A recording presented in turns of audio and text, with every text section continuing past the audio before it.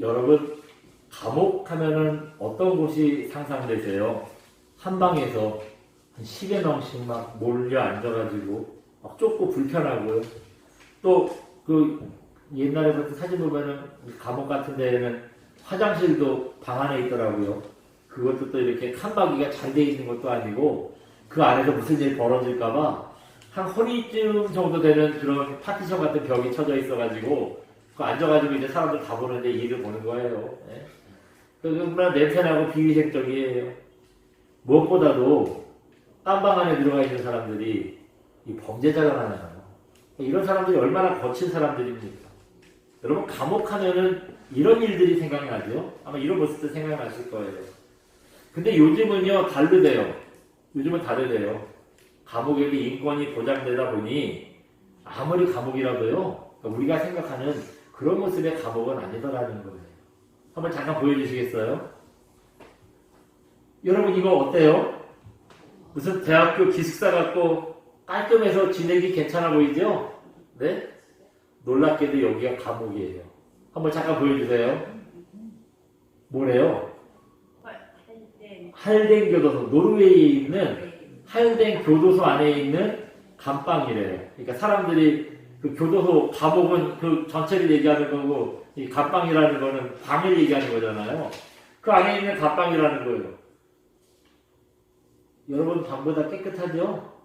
시선도 이쁘고 괜찮죠? 네. 우리가 생각하는 감옥이랑 전혀 달라요. 저기가요, 감옥 밖으로 나갈 수는 없지만, 감방에 문이 없대요.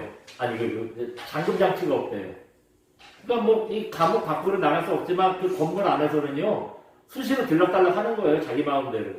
그러니까 그런 곳입니다. 또 방 안에 제가 다른 사진도 보여드릴까 하다가 말았는데, TV, 냉장고, 화장실도 이렇게 아까 얘기했던 이만한 파티션이 있어가지고 볼일 보는 거 다 보이는 게 아니라 우리가 생각하는 여러분 방이 집에 있는 그 화장실처럼 방이 따로 다 있어서요. 정결하고 깔끔하게 그렇게 살 수 있다는 거예요. 여러분, 깜빵도 저렇게 깔끔하니 다른 데는 또 얼마나 좋겠어요? 한 번 더 잠깐 보여드릴까요? 한번 보여주세요. 네. 여러분, 이 사람들 다 어때 보여요? 참 자유로워 보이죠? 이 사람들이 죄수예요. 그 교도소인데도 죄수복도 입지 않고 저렇게 평상복, 이렇게 뭐 이게 등산복 같은 거 입고 있어요. 편하게 저런 거 입고 있고요. 지금 여기가 공동주방이래요. 여기 냉장고에 음식이 꽉 차여져 있어가지고 먹고 싶은 거 아무 때나 꺼내 먹을 수 있고요.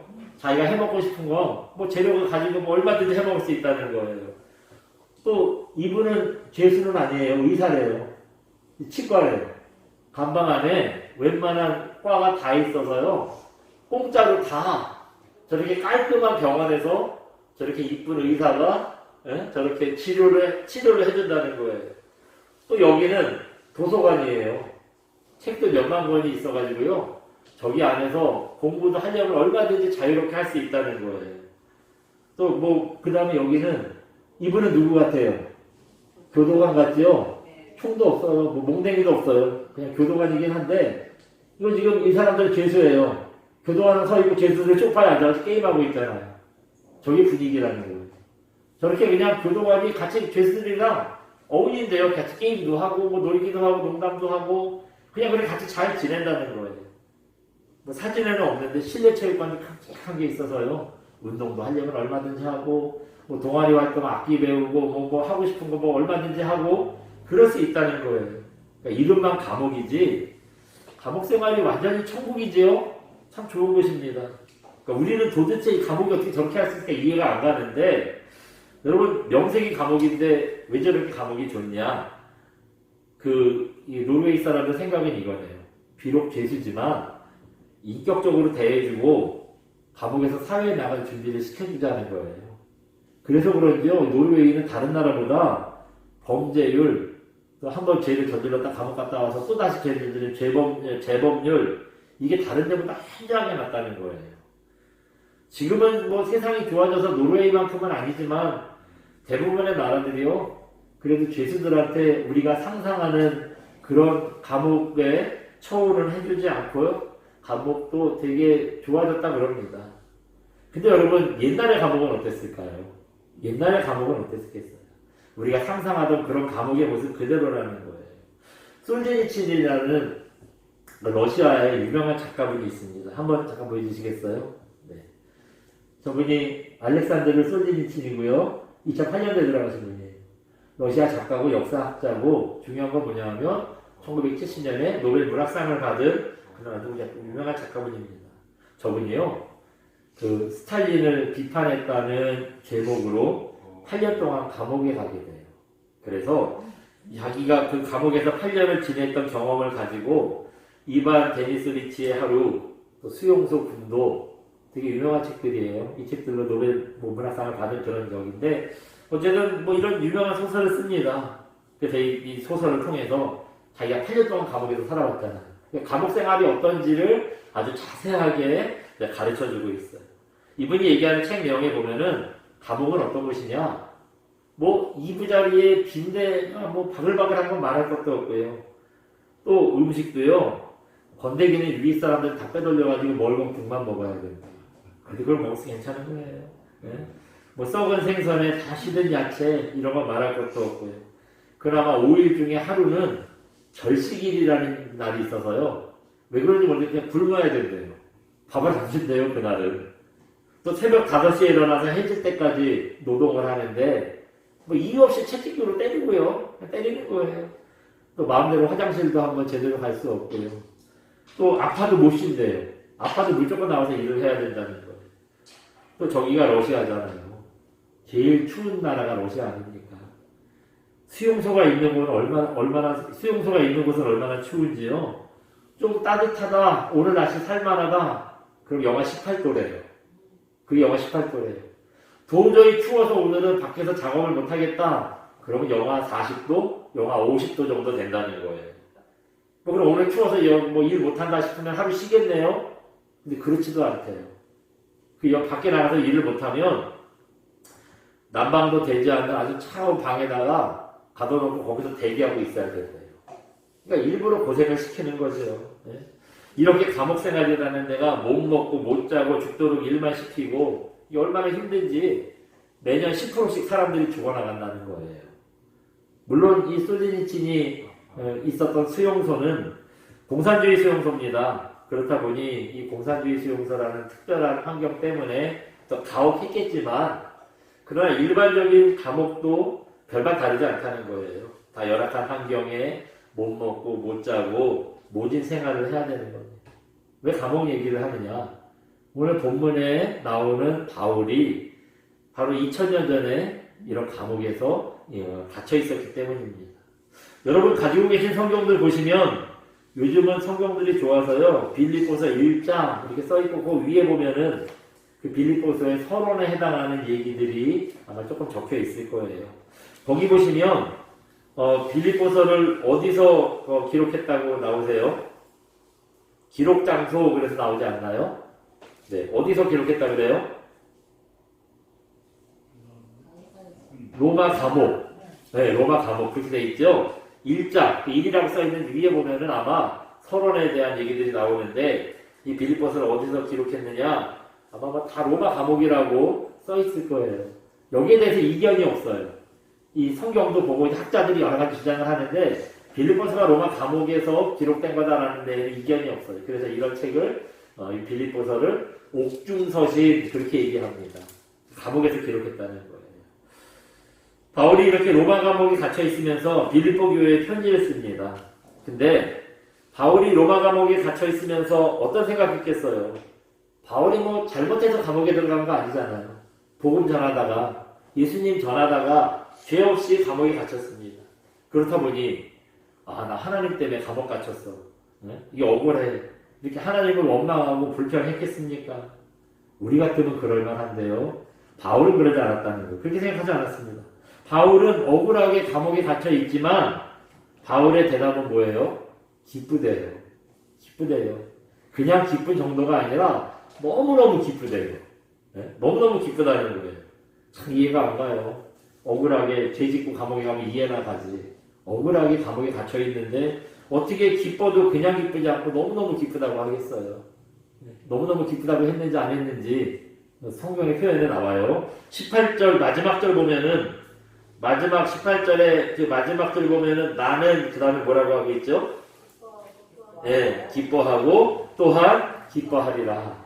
그냥 한 번 기쁜 정도가 아니에요. 너무너무 기뻐. 그러니까 기뻐하고 또한 기뻐한다. 거듭거듭 기뻐한다. 얘기하고 있어요. 참 억울하게 죄도 없이 감옥에 갇혀 있으면서 그냥 기쁜 것도 아니고 기뻐하고 또 기뻐한다. 너무너무 기뻐한다. 얘기하는 걸 보니 드디어 바울이 맛이 갔구나. 감옥에 갇힌 충격에 정신줄 났구나 싶은데요. 그렇지 않습니다. 바울은 맨정신이에요. 지금 진심으로 기뻐하고 있는 겁니다. 그 왜 그러느냐? 여기 18절에서만 그렇게 기뻐한다라고 얘기하는 인사치레가 아니란 뜻이에요. 18절에서 여기 한 군데에서만 기뻐한다지 않고요. 오늘 보면 1장 18절을 빼고도 이 빌립보서의 자그마치 8군데에서나 계속 자기가 감옥에 갇혀있지만 나는 기쁘다 얘기를 해요. 그리고 너희들도 나처럼 기쁜 인생을 살아라 얘기를 합니다. 빌립보서가 몇 장으로 된 책이죠? 보시면 마지막에 몇 장이에요? 4장. 네. 그러니까 4장으로 된 이런 서신이에요. 4장 중에서 9군데에서 기뻐한다라고 얘기를 하는 걸 보니 한 장에 2번꼴로 기쁨을 얘기하고 있어요. 그리고 빌립보서의 내용은 이런 거예요. 자기는 너무너무 기뻐하는, 틈틈이 기뻐한다는 얘기를 하잖아요. 내가 너무너무 기쁜데 왜 기뻐하느냐? 이거 설명하는 게 빌립보서의 전체적인 내용입니다. 그렇다 보니 이 빌립보서의 별명이 있어요. 뭐냐 하면 기쁨의 서신이라는 겁니다. 그러니까 이게 핵심은 기뻐하라예요. 내가 기쁜데 너희들도 나처럼 기뻐해. 그래서 이 책을 기쁨의 서신이다라는 별명이 있습니다. 설교를 시작하면서 감옥 생활이라는 게 참 정신적으로나 육체적으로나 보통 힘든 일이 아니다 말씀을 드렸는데요. 지금 인권이 좋아지고 그래서 이 죄수들도 인격적으로 대우를 해주고 그런 지금도 감옥 생활 싫지는 않을 거예요.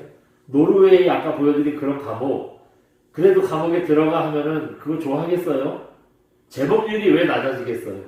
그렇게 여유롭고 좋은 데에도 들어가 보니까 감옥이잖아요.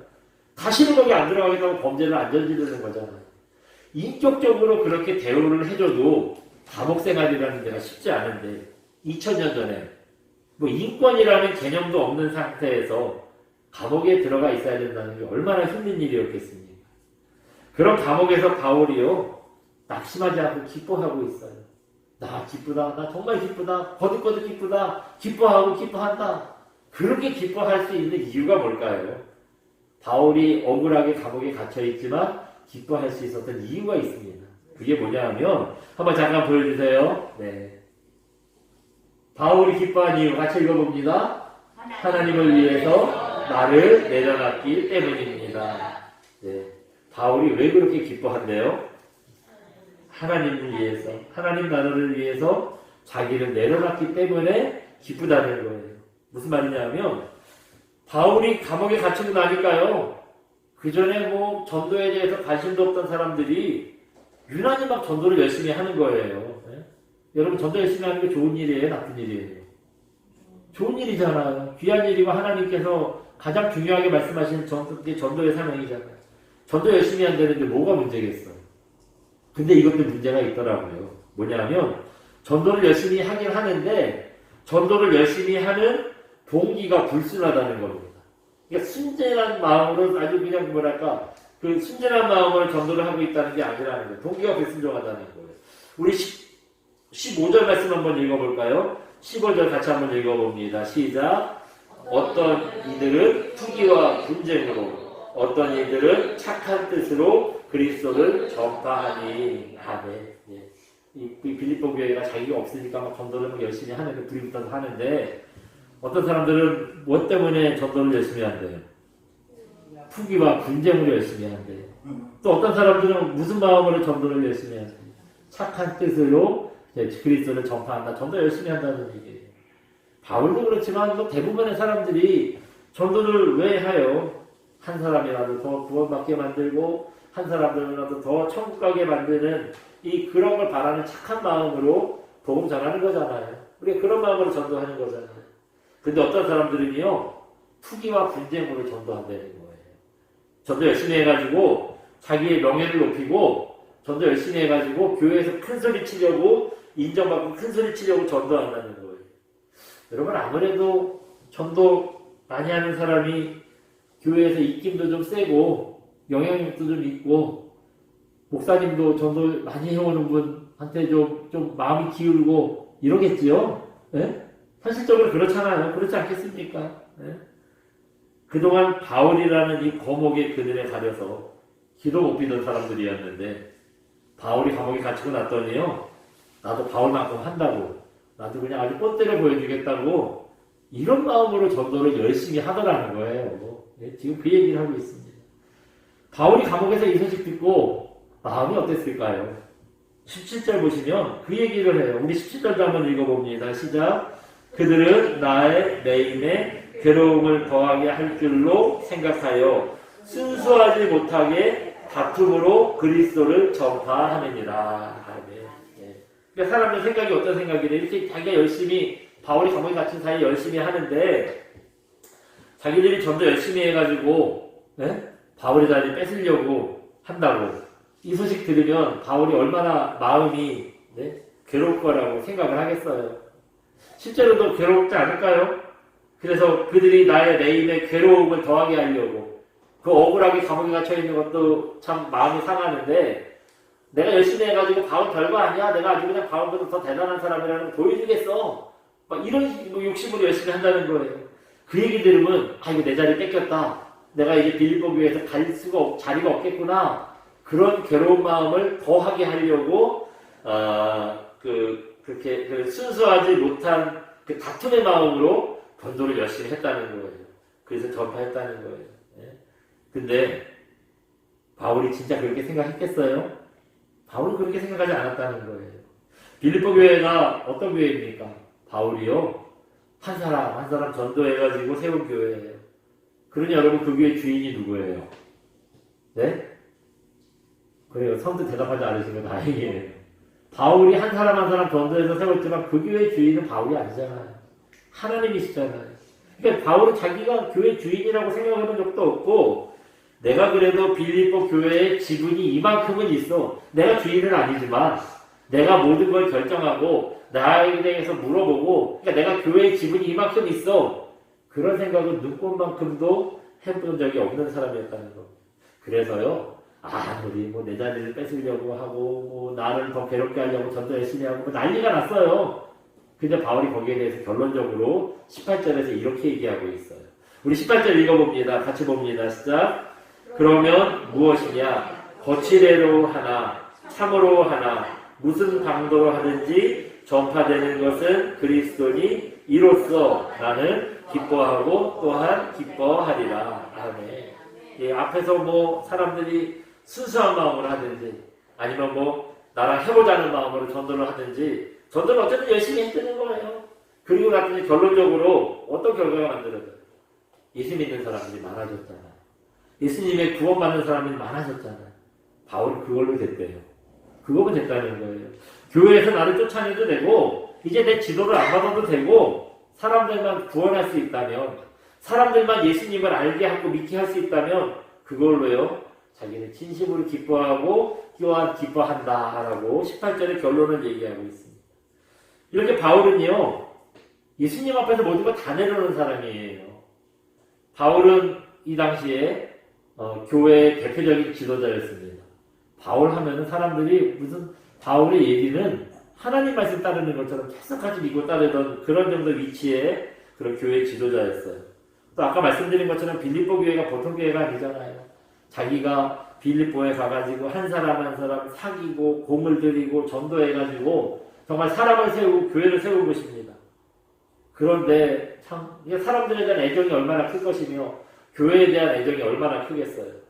근데 그런 교회에서 자기를 비난하고 쫓아내려고 하는 반대파들이 있다는 거예요. 네, 반대파들이 있었어요. 그 소식을 들었을 때 바울의 마음이 어땠을까요? 네? 내가 감옥에서 나가기만 하면 이것들 가만 안 놔둔다. 나를 그냥 핫바지로 보냐? 억울한 마음이 있었을 겁니다. 억울한 마음이 있었을 거예요. 근데 자기의 체면, 권위, 여태까지 노력했던 거 이거 다 내려놨어요. 다 내려놓고요. 아무것도 자기는 주장할 것도 없고 나는 내세울 것도 없다는 거예요. 나를 쫓아내도 되고 그 교회에 내 자리가 없어도 된다는 거예요. 그리고 오직 예수님의 복음만 전해주며 그걸로 나는 만족하고 기뻐한다 얘기합니다. 여러분, 이게 바로 바울의 믿음이에요. 바울의 믿음이 이런 사람이었습니다. 바울은요, 주님을 위해서라면, 예수님을 전파할 수만 있다면 다른 건 아무것도 소용없고 중요하지 않았던 사람이에요. 자기의 권위와 명예와 뭐 자기의 노력, 하나님 나라를 위해서 뭐 어떻게 했대요? 다 내려놨대잖아요. 이제 그걸 주장하지도 않을 거고, 그거 뭘 받을 것도 아니고, 사람들한테 인정받으려고 하지 않고 다 내려놨대요.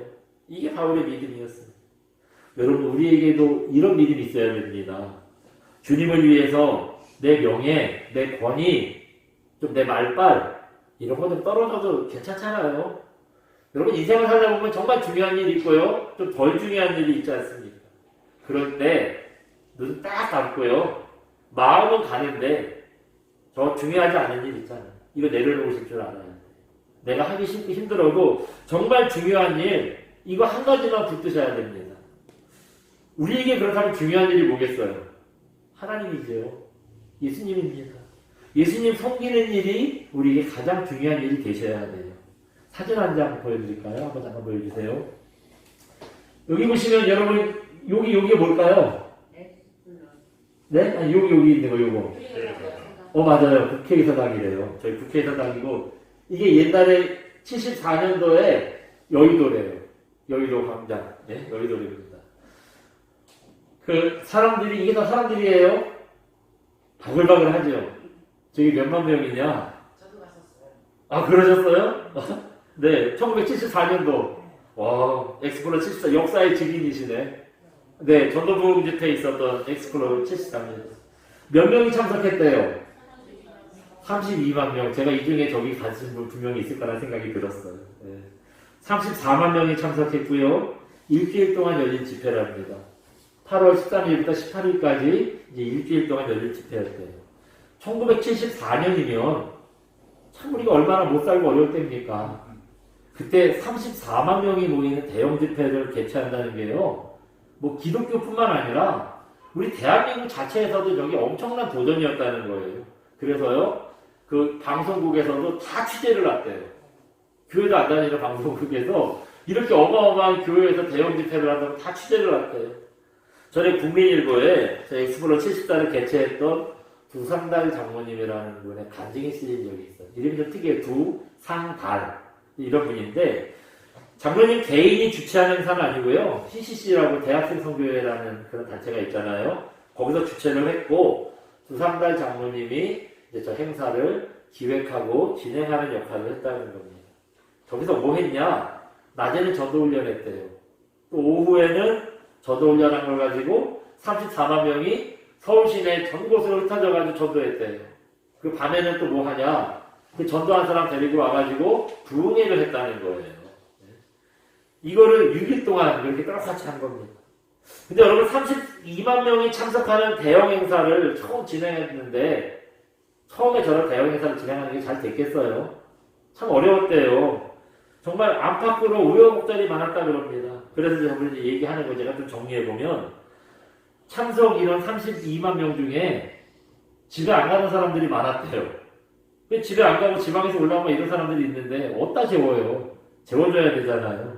74년도에는 우리나라가 뭐든지 다 부족해요. 지금은 뭐 여관도 많고 무슨 뭐 호텔도 많고 뭐 어서 그냥 싸게 잘만 하다못해 찜질방이라도 있잖아요. 10,000원만 주면 하루 잘 수 있잖아요.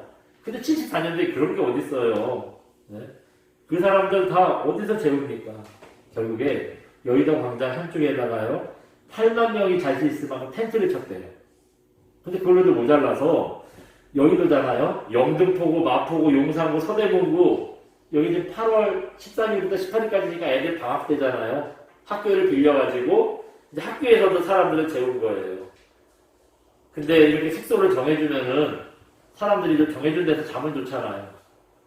수만 명이 방 좀 바꿔달라고 수시로 와가지고 자꾸 괴롭히더라는 거예요. 그러니까 한두 명이라야 바꿔주죠. 뭐 어떻게 바꿔줘요? 그것도 아주 괴로웠다는 거예요. 또 밥도 먹여야 되잖아요. 32만 명 아침, 점심, 저녁을 어떻게 해내줍니까? 그래서 부도난 가마솥 공장에 가서 대형 가마솥 수십 개 빌려가지고요, 아예 그냥 공장에서 밥을 했대요. 그때 반찬은 새우젓이랑 단무지 이거 2개 줬다는 거예요. 설명을 당 2개 줬대. 또 여기저기서 저렇게 하니까 또 교회 다니는 부자들이요. 또 어떤 분이 빵을 기증했대요. 빵 공장하는 분이 빵을 수만 개를 기증을 해가지고 각 숙소마다 이제 빵을 전달하는데 이게 덩어리가 많으면 떼어먹는 게 많잖아요. 이 배송 기사들이요. 박스채 그냥 삥땅을 치는 거예요. 그래가지고 또 왜 우리는 안 주냐고 또 여기저기서 난리가 났다는 거예요. 예? 무엇보다 여러분 이때요. 국가적인 대형 사고가 터집니다. 여러분 혹시 1974년 8월 15일 광복절 날 무슨 일이 있었는지 아세요? 네? 유경수 여사가 광복절 기념식에서 문세광이 가서 총에 맞아가지고 돌아가시는 사건이 있었어요. 전도 집회 딱 중간이잖아요. 13일부터 18일까지인데 15일날 그런 일이 터졌으니 전도 집회 딱 중간이잖아요. 이게 얼마나 마음이 심란했겠어요. 거기 온 사람들도 내가 여기 와 있어도 내가 집에 가야 되나 마음만 콩밭에 가 있을 만한 그런 상황이잖아요. 또 행사 기간에 장대비가 쏟아져서요. 텐트 촌이 완전히 물바다가 됐다는 거예요. 텐트에서 빵 빼돌려 행사 중간에 영부인이 돌아가서 장대비는 쏟아져 그 일주일에 행사하는데 뭐 하나 자연스럽게 제대로 돌아가는 일이 없다는 거예요. 여러분 이럴 때 할 수 있는 일이 뭐겠어요? 기도밖에 할 수 있는 일이 없잖아요. 예? 10만 명이 넘는 사람들이요. 집에도 안 가고 쏟아지는 빗 속에서 정말 간절한 마음으로 나라와 민족을 위해서 기도하는 거예요. 또 밤마다 철야하면서 기도했대요. 그렇게 매일 어려운 일이 생기는데 또 매일 아침에는 전도 훈련, 오후에는 전도, 저녁에는 기도에 정말 안 되는 일 투성이었는데 그거 다 무릅쓰고요. 하나님의 일에만 이분이 집중했다는 겁니다. 행사를 준비하고 진행하면서 두상달 장로님이 마음이 너무너무 불안했대요. 특히 외국 손님들도 많이 초청했거든요. 이 전도 집회가 우리나라에서만 하는 게 아니라 엑스플로가 전 세계를 돌면서 이렇게 세계적으로 하는 그런 행사였다는 거예요. 그래서 우리나라에 이거를 유치를 해가지고 이분이 해서 이제 이걸 진행을 시키는 거였는데 그러다 보니까 외국에서 초청된 손님들이 많았다는 거예요. 당시 미국 같은 데 얼마나 잘 삽니까? 이런 행사하면은요, 사람들이 얼마나 오든지 무조건 다 호텔에서 재워요. 식사도 여러분 뷔페식으로 늘 준비가 돼 있다는 거예요. 그런 외국이랑 비교하니 우리나라가 얼마나 창피해요. 텐트 쳐주고 무슨 맨밥에 단무지에 새우젓 주고 진짜 얼마나 이게 행사하면 너무너무 초라하더라는 거예요. 거기다가 앞에서 말씀드렸던 문제들이 막 하루에 한 번씩 빵빵 터지는 겁니다. 대통령 영부인이 돌아가시는 일까지 터져요. 네? 어마어마한 거죠. 그래서 그렇게 걱정했는데 외국인들이요. 행사가 끝나면서 이제 뭐 돌아가면서 인사말을 하더래요. 뭐 불편했던 거, 문제가 됐던 거 이런 얘기 할까봐 마음이 조마조마했는데 그런 얘기를 하나도 안 하고요. 대단하다고. 어떻게 이렇게 많은 문제들이 있는데도 불구하고 포기하지 않고 간절히 기도하고 예배하냐고. 하나님께서 어떻게 이런 민족을 축복해 주지 않으시겠냐고 격려해 주더라는 거예요. 근데 그 말이 공치사가 아니었대요. 그 이후에 벌어지는 일들을 얘기하는 거예요. 엑스플로 정말 그 많은 어려움 속에서도 진짜 중요한 거 예수님 또의 일 여기에 집중했잖아요. 그리고 났더니 엑스플로 74 이후에 우리나라에요. 전도가 폭발해요. 전도 폭발이 일어납니다. 엑스플로 74에 참석한 32만 명이 다시 교회로 돌아가서요. 그 전도 기간 동안, 집회 기간 동안 27만 명을 전도했대요. 27만 명을 전도했다는 거예요. 또 그걸로 끝나지 않고 이제 행사가 끝나고 자기 교회로 돌아간 성도들이요. 전국으로 흩어진 성도들이 계속 전도를 해가지고요. 74년 이후에 교회들이 전국의 어느 교회나 매년 30%씩 성장을 했대요. 계속 전도하는 거죠. 또 그런 일을 계속 했더니 한 10여 년 만에 기독교가요 1000만 명이 됐대요. 기독교 인구가 그때 1000만 명이 된 거예요. 이게 다 어떻게 해서 된 일입니까? 나를 내려놓고 다른 부수적인 일에 신경 쓰지 않고 정말 중요한 거 예수님을 증거하는 일에만 집중한 결과가 아니었겠습니까? 여러분 힘드시죠? 참 코로나 때문에도 힘들고 근데 코로나 없을 때는 안 힘드셨어요? 코로나 때문에도 힘들고 코로나가 없어도 힘들고 인생이 원래 힘들잖아요. 그래도 여러분 바울처럼 다른 거 다 내려놓고요. 예수님만 붙드시기 바랍니다. 또 바울처럼 예수님으로만 기뻐하시기 바랍니다. 그래서 우리가 어떤 상황에서도 예수님만 붙들고 또 예수님 때문에 기뻐할 수 있는 그런 믿음의 종들 되시기를 주님의 이름으로 축원드립니다. 이 시간 우리 함께 찬양하고 기도합니다. 오직 예수뿐이네 함께 찬양하겠습니다.